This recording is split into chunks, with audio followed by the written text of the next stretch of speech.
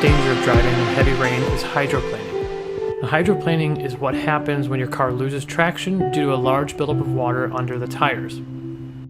Usually your tire treads can channel their way through the water in front of them and keep in contact with the surface of the road. When the road is too wet and you're going too fast, your car can actually begin to float on top of the water and the tire tread loses contact with the road. When your tread loses contact with the road surface, you can no longer steer, you can no longer brake.